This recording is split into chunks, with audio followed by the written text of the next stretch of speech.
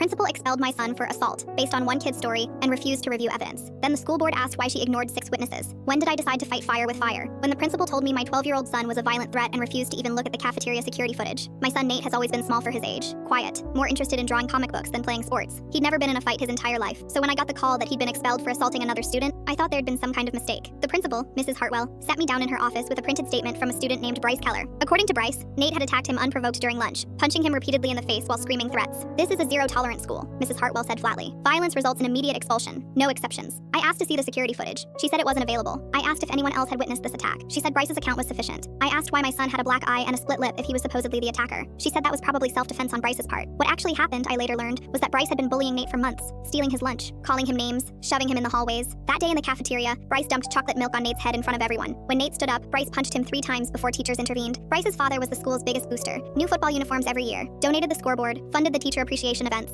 Mrs. Hartwell wasn't going to cross him. I filed an appeal, denied within 48 hours. I requested a meeting with the vice principal. He deferred to Mrs. Hartwell's judgment. I asked for the security footage through a formal records request. The school said it had been automatically deleted after 72 hours. Something in me snapped. But instead of screaming, I got strategic. I started attending every single school board meeting. Public comment period, I was always first in line. Good evening. My name is Denise Carver. My son was expelled without due process. I'd like to know the board's policy on reviewing evidence before expulsion. Board members shifted uncomfortably. Mrs. Hartwell attended these meetings. She watched me from the back row with cold eyes. Meeting 2. I'd like to know how many expulsions this district has processed without reviewing available security footage. Meeting 3. I've obtained statements from 6 students who witnessed the incident involving my son. None were interviewed. Why? Those statements took me 2 weeks to gather. Nate had given me names of kids who saw what really happened. I knocked on doors. I talked to the parents. 6 families agreed to provide written accounts. Every single one described Bryce attacking Nate, not the other way around. Mrs. Hartwell told the board the statements were hearsay. The board moved on, so I escalated. I filed a complaint with the State Department of Education. I contacted 3 local news stations about zero-tolerance policies that ignore evidence. One reporter called the school for comment. Suddenly, the superintendent wanted to meet. Mrs. Carver, I'm sure we can resolve this quietly. I tried to be quiet. Your principal ignored 6 witnesses and expelled a bullying victim to protect a donor's son. He went pale. I presented everything. The witness statements, medical records showing Nate's injuries,